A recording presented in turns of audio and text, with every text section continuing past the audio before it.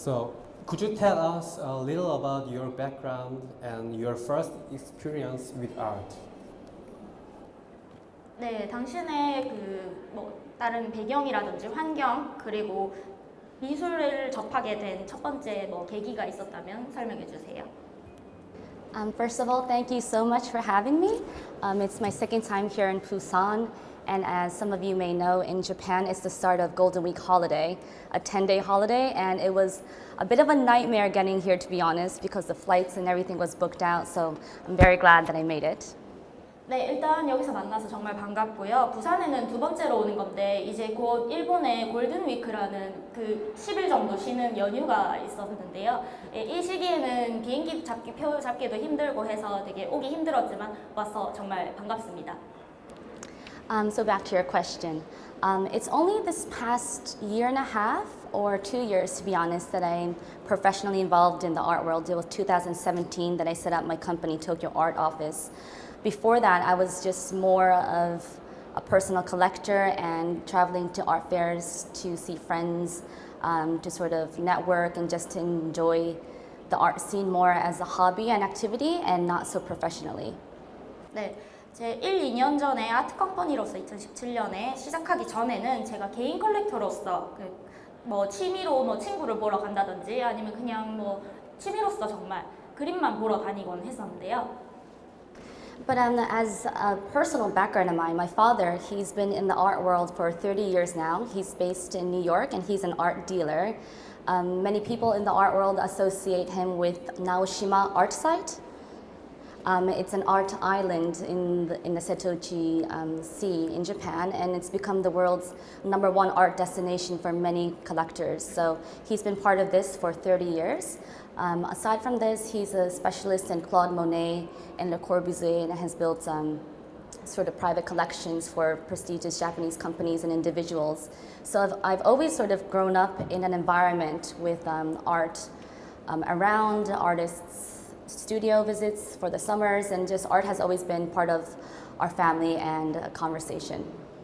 네, 일단 제 개인적인 가정 환경에 대해서 말씀을 드리자면 아버지께서 뉴욕 아트 딜러로서 30년 동안 일을 하셨고요.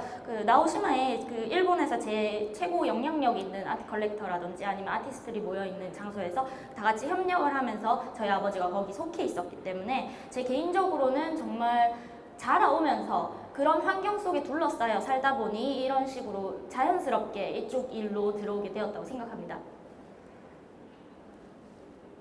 Okay. So, you are also collecting art. Can you tell us about it? Yes, so my family has always been collecting art, but personally for myself, it took a bit of time for me to actually realize that art is something that's collectible and accessible. I used to think art was only for museums or for big collectors and for really uptight galleries. But there's 2 episodes that actually helped me sort of get involved in collecting. 네, 일단 질문을 먼저 번역을 드리자면 이런 아트를 컬렉팅하게 된 계기가 있다면 설명을 해주세요라고 말씀을 하셨고요. 이렇게 질문을 번역을 해드릴게요. 개인적으로 예술은 이런 뮤지엄이나 박물관이나 미술관 이런 세련된 곳에 전시되어 있는 곳이 아니라 좀 더 접근하기 쉽고 그리고 뭔가 좀 쉽게 다가올 수 있는 것으로 취급되었으면 좋겠어서 그런 식으로 시작을 하게 되었습니다. So the first time I was very inspired to start collecting myself was when I visited Uli Sig, who is a very prestigious, if not the top Chinese contemporary art collector in the world. He's Swiss, but he's been involved with Chinese government for years as an ambassador. So he has one of the biggest, the most prominent collections. So I had the opportunity to visit his castle in the photo right there in the middle of a very beautiful lake in Switzerland. And there were many Chinese art, but what really struck me was 2 paintings on the wall. One was by Kusama Yayoi, which we all know, the Infinity Net. And next to that painting was something that looked very similar, but I could tell that it wasn't Kusama. And I asked him who this artist was, and it was by a Japanese female artist named Diki Yayoi. And that's when I thought, interesting, who is she? And I started Googling her and realized she was a very young emerging artist The pricing was not crazy at all, and I thought, wow, this is something that Uli Sig has in his house next to Kusama Yayoi, and it's very affordable even for myself. So that's when I realized, it would be actually interesting to sort of not aim to buy expensive art, but affordable art. 네. 제일 첫 번째로 제가 고무되었던 것은요, 중국 컬렉터가 올리시그라고 중국 컬렉터가 있는데 이분은 일본 대사관에서 일했고요.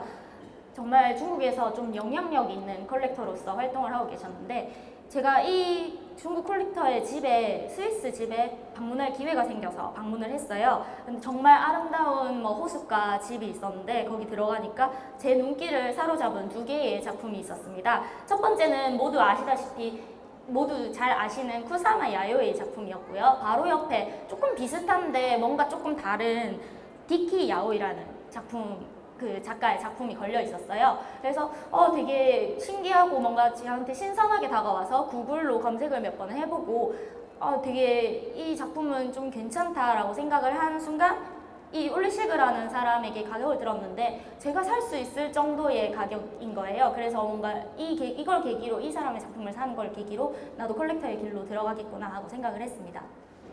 And it was by pure coincidence. I was in Hong Kong a few weeks later at a private Christie's preview, and I saw an artwork by her. And I took a few photos, and I thought it would be sold. But later on, I was notified that it's still available, so I ended up getting that work. What I really like about her series is that these little dots are painted by her fingers, and on each dot, there's actually a face on it. And hidden in the many faces, there's a panda. So it's just very playful and funny. And I ended up getting that work. But later on, many of my friends that saw that I got the work in my house loved it, that I actually ended up sourcing 3 or 4 paintings by her, 2 friends. And that's where my sort of practice in terms of sourcing art, not only for myself, but to friends, began. 네, 그리고 그 후 몇 주 뒤에 홍콩으로 가게 되었는데 그 디키 야오의 작품을 다시 만나게 되었어요. 예, 그런 일련의 작품들, 그 일련의 작품들을 만나게 되었는데 그 중에 제가 되게 감명 깊게 봤던 것은 이렇게 손가락으로 점을 찍어서 뭔가 작품을 만들었는데 그 손가락을 자세히 또 보면 사람의 얼굴 모양을 하고 있고요. 혹은 판다 모양을 하고 있어서 이 젊은 신진 작가의 뭔가 유쾌한 분위기를 자아내는 그런 그림들이었습니다. 그래서 3점을 사서 2점을 친구에게 선물을 해주면서 이게 작품이란 나 혼자 소장하는 것이 아니라 뭔가 주고 나누고 한다는 그런 경험을 했었던 그런 경험이었습니다. And so that's how I started practicing sourcing art. The second episode that got me into collecting art was ironically not contemporary art, but actually traditional Japanese art. Ukiyo-e, which is known as woodblock print. I never thought that I would start collecting Hiroshige and Hokusai, artists from the 1800s, which is part of art history. They've influenced Monet and the whole trail of art history.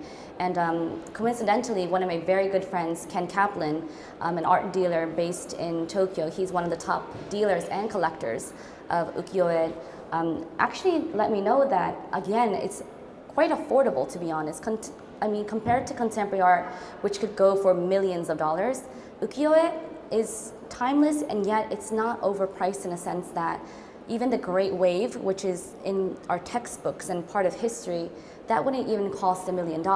So I realized, oh wow, I could own a part of history for even 5K, 8K.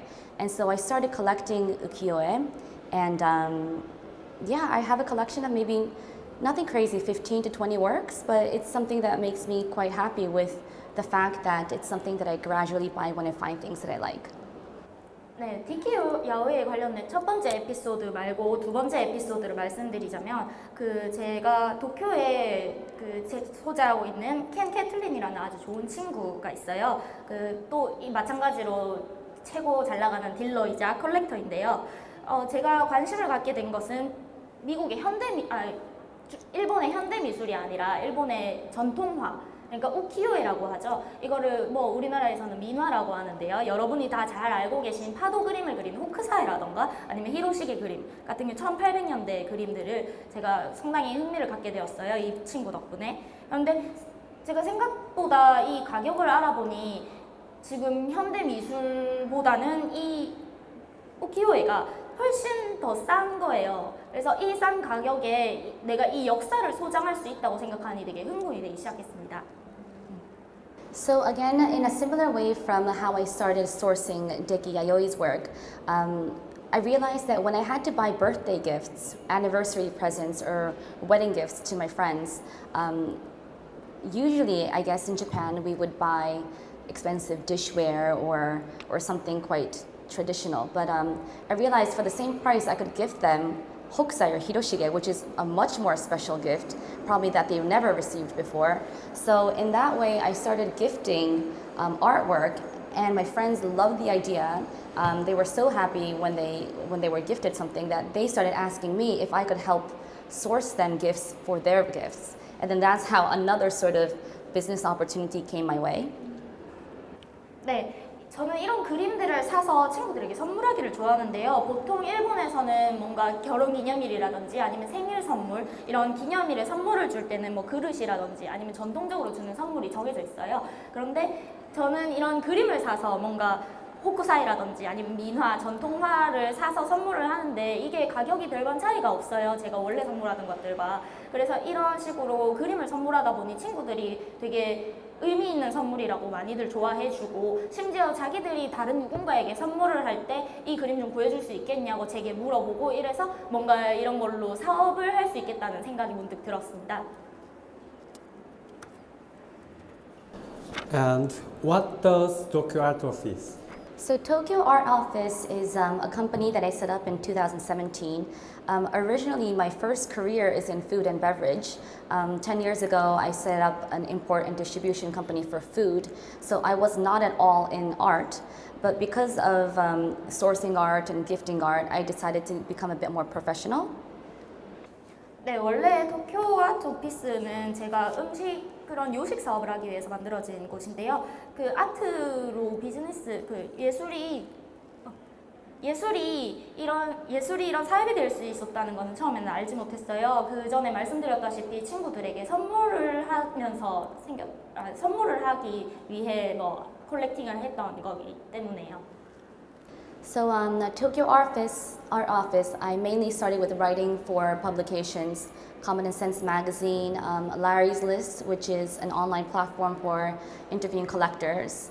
I recently started writing for Forbes Japan a few months ago, and I have a regular column which focuses on finding Japanese artists that have an international presence. So many of the times, Japanese artists don't become famous if they just stay within Japan because the art market is so small and not so sort of diversified. There's not enough dialogue.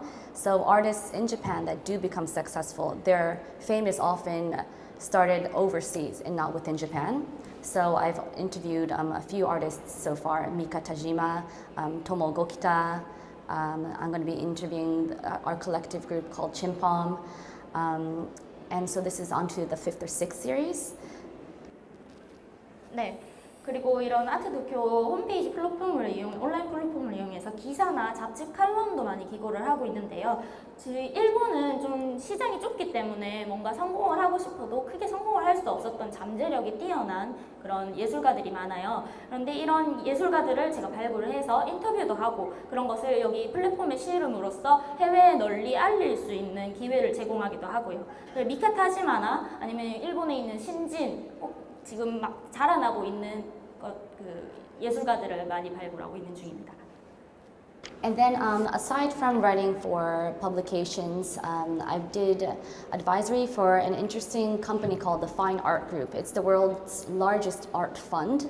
And again, it's a very new age concept to buy art for investment purposes, but it's inevitable that we live in a day and age where commodities become asset and asset becomes money. So they were interested in exploring the Japanese market if there's a potential business there. Their main clientele is affluent Chinese and Middle Eastern clients that just basically have money sitting in the bank. Would they rather sort of invest in art? But interesting enough, in Japan, Japanese people don't really have the concept of buying art as an investment yet. I realize that it's a very Western sort of business model. 네, 그러다가 파인아트 그룹이라는 그 일본 펀드와 같이 일을 하게 되었는데요.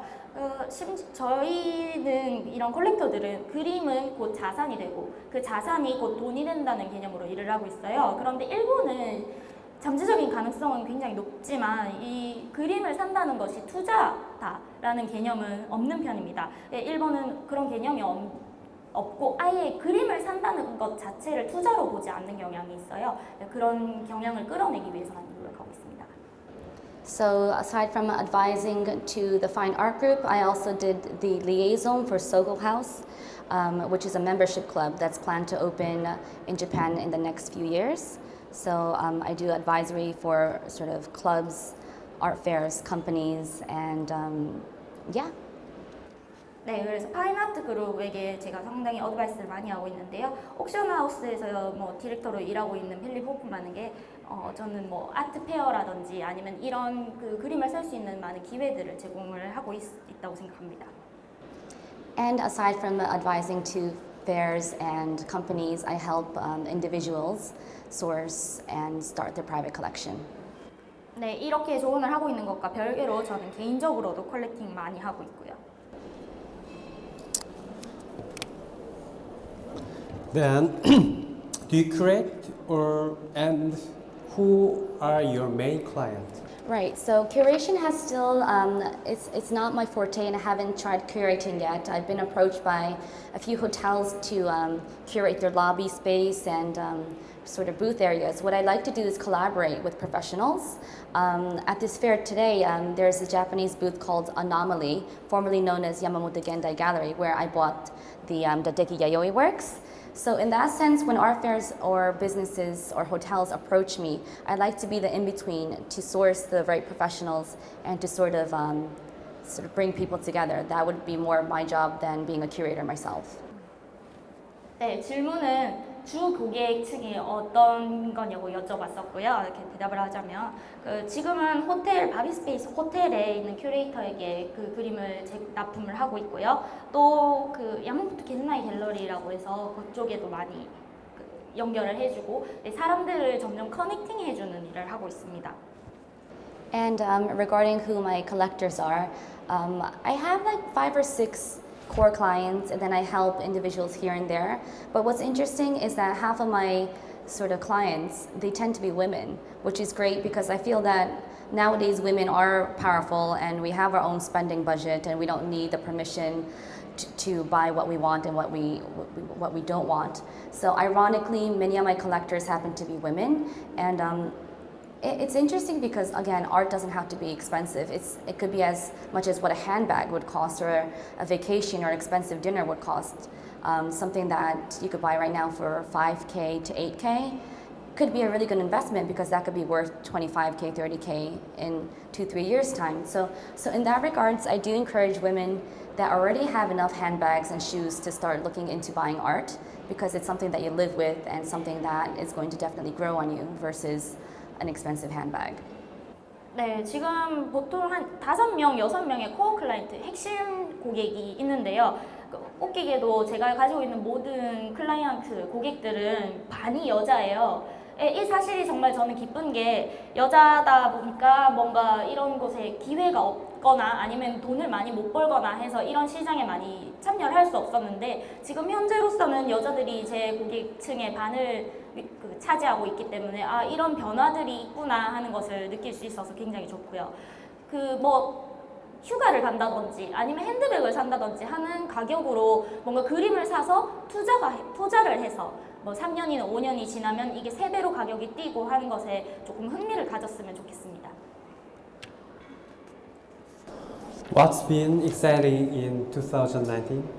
Well, 2019 has been very busy for myself in the art world in general. I keep on bumping into so many friends in different cities, and it's like I almost live in the same place as them. It's very strange. Starting in January, there was a completely new fair called Taipei Dangdai, which is founded by Magnus Renfrew, a good friend of mine. He's the former founder of Art Basel Hong Kong, and Art Basel Hong Kong has grown to become one of the most prestigious and successful art fairs in the world. So knowing that he's behind it, everyone was excited and everyone flew in, and it really proved to be so successful. 네, 2019년도에 어떤 활동을 하는지 여쭤봤었는데요. 매우 바쁘다고 말씀을 하시네요. 지금 당장 1월에만 해도 그 홍콩 전 아트볼 회장이었던 친구를 만나러 가서 거기서 진행되었던 뭐 아트페어라든지 아니면 사람이 많이 모이는 그런 파티에 많이 참석을 했다고 하십니다. So this is an image of one of the works that sold at the fair at the day's Ropac Gallery. It's a really gorgeous George Baselitz, and Taiwan was not a familiar market for myself because I've been there only once or twice before the fair, but I was very surprised to see and meet so many Taiwanese collectors. They're very discreet and almost very Japanese in a sense that they don't boast or announce what they buy. But in terms of sales, Magnus has told me that it was a very successful fair. He will definitely be doing a second edition. So I think the next slide also, yeah, this lists up a few of the works that sold. Let's see. Anish Kapoor, I think, sold for close to $1 million. A beautiful Yayoi Infinity for $1 million. But when I was having a conversation with Magnus, he also mentioned that he made sure that the galleries bring also affordable art, something around 8K, so that Taiwanese beginner collectors could also enjoy and start to understand the concept of art fairs, because this was Taiwan's first large international art fair. 네, 그 홍콩 아트볼에 참석했을 때 제 시선을 사로잡았던 작품인데요. 조지 Baselitz. 조지 바슬리츠의 작품으로 로팍 갤러리에서 팔렸던 작품이에요. 이게 타이완 작품인데 제가 타이완은 조금 익숙하지 않은 게 간 게 한 번에서 두 번밖에 안 되고요. 이런 작품을 한다는 데 있어서 굉장히 놀랬고 뭔가 일본과 다른 듯하면서 같은 모습이 있어서 조금 흥미를 유발한 작품입니다. 타이완의 그 아트페어 중에 로팍 아트페어는 되게 첫 번째라고 할 수 있어요. 첫 번째 제일 큰 아트페어라고 할 수 있는데요. 여기서도 아트페어라는 개념에 맞게 충분히 살 수 있는, 누구라도 돈이 조금만 있다면 살 수 있는 작품들이 굉장히 많았습니다. And then for the next slide. And then there was another art fair that opened, Frieze, LA. Frieze is known to be one of the most famous art fairs in London and New York. But so it's very exciting that Frieze LA opens. This was in February. And again, many of the prestigious art galleries, Gagosian, Listen, Zwirner, Ropac, all the international galleries obviously showed up. It was a smaller fair compared to the usual Frieze, New York and London. So for myself, it was great. It was very easy to navigate. It was very, very the core galleries. But what was interesting is that they decided to not take a risk, but show artists that they would usually not show. So it was a really nice way to discover new artists. And again, the sales were great, so they were very happy with the results. 네, 그리고 2월에는 LA에서 열렸던 프리즈에 참가했는데요. 프리즈는 보통 런던 그리고 뉴욕에서 유명한 아트 페어입니다. 조금 런던이나 뉴욕의 원래 기본 프리즈보다는 조금 작았지만 LA에서 시도된 프리즈도 제가 굉장히 좋았던 것이 위험을 감수한다는 거예요. 그리고 젊은 작가들을 발굴하는 데 있어서 조금 위험을 많이 감수하기 때문에 굉장히 신선하고 좋았습니다. And then in March, there's always Art Basel Hong Kong. I forget, it's in the 6th or 7th edition now. It's always fun. It's always just getting bigger and hotter. But what was very interesting during the Art Basel Hong Kong week was the auctions that everyone was excited and talking about. It was actually a week of auctions at Sotheby's, but what was very, very noteworthy was the sale by Cause on April 1st. I was in the auction room myself. So previously, up until this point, his record for a painting was $1.3 million in October 2018. This was in New York, I think. But just a few months later, from October to March, his sort of auction high became from 1.3 to 15 million US dollars. And to this day, we don't exactly know who bought the Cause work. It's the next image, yeah. But I think it's crazy, to be honest, that a contemporary living artist that was basically a no one, you know, just a few years ago, he was a street artist, he had street credentials, but he wasn't someone that would be discussed in a serious manner in the art world, is now pricing for 15 million US dollars when there are so many other works that should probably be worth this price. So the artist himself wrote a message on Instagram where he did say that his works should not be selling at this price, to be honest. So it's interesting how art has sort of changed in terms of what art should be or how art should be priced. It's sort of almost up in the air at this point. 네, 지금 보시는 작품들은 이제 옥션에 올라왔던 작품들인데요. 네, 뉴욕에서 원래 1,300만 달러에 팔렸었는데요. 그리고 다음 작품을 보시면 이것도 조금 웃긴 게 원래 스트리트, 그러니까 거리에서 활동하던 이런 젊은 작가였어요. 근데 이 작가의 작품이 사실 저는 조금 말도 안 된다고 생각하는 가격이지만 1,048만 달러에 팔렸어요. 이게 저는 되게 말이 안 된다고 생각하는데요. 지금 이 상황에서 뭔가 아트는 고상하고 뭔가 좋아야 한다고 잡혀있던 개념들이 지금은 조금 달라져서 이렇게 스트리트 거리에서 활동하는 작가들도 이런 식으로 예술로 대우받고 있다는 사실이 정말 인상 깊습니다. And could you name us some of your favorite artists and what have you purchased recently? So I don't really have a strategy in terms of how I build my collection. It's just really something that whatever speaks to me. Recently, I was quite lucky enough to acquire a Tomo Gokita because I've always been a fan of his. I have a few Mika Tajimas, and coincidentally, I was in an auction house and I bid on a Paul McCarthy work, and I happened to win the lot. I purchased a few Eddie Martinez, which is an artist represented by Peroton, and again, he's sort of like almost maybe the next Cause or the next George Condo. Everyone wants to buy. Everything is sold out before the show opens. He's based in New York, and my father has become good friends with him, which makes a bit of sourcing art a bit more easier. But yeah, in terms of what I've been collecting, it's a bit all over the place, but so far I'm quite happy. 네, 지금 어떤 작품을 주로 매각하시고 그리고 제일 좋아하는 작가가 어떤 작가인지에 대해서 질문 드렸는데요. 보통 잘 말하진 않는데 미카 타지마 그리고 에디 마르티네스 같은 작품을 지금 선호를 하고 있어요. 에디 마르티네스 같은 경우에는 쉽게 살 수 있었던 이유가 저희 아버지랑 친분이 좀 있으셔서 그래서 좀 쉽게 접근을 할 수 있었던 것 같습니다. 예, 이걸로 오늘 사유리 씨의 이제 아크 토크가 종료되었습니다. 혹시 질문이나 이제 뭐 질의사항 있으시면 부탁드립니다. はじめましてキムジヨンと申します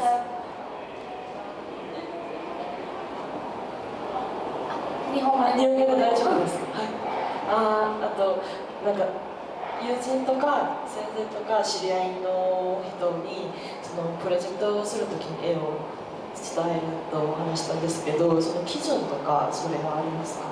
なんか好きなさっきなんかお話しした絵の好きな絵スタイルじゃなくて、例えばその人の性格に合わせる絵とか、その基準があるかなと思って聞きたいです。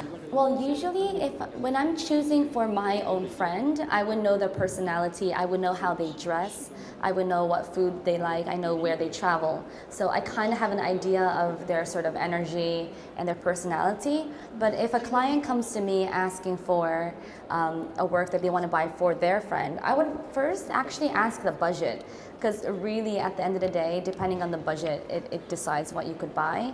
And then I would also ask about logistics, maybe, where the artwork is, where their friend is based. Because sometimes, if it's a logistic nightmare to ship, and it's going to cost the same amount of shipping as the work itself, I actually tend to focus quite realistically on the logistics, basically.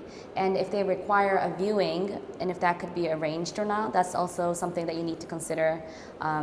Again, the scheduling of works, because beautiful artwork sometimes takes time. So if you want it for a birthday gift, and then it's going to take 6 months to deliver, then that's not realistic.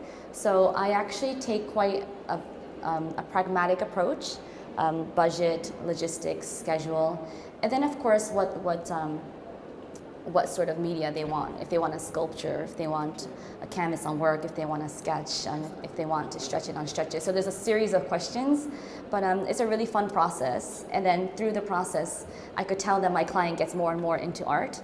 So I think it's an important sort of dialogue between myself and the client, and then the client and their friend. May I?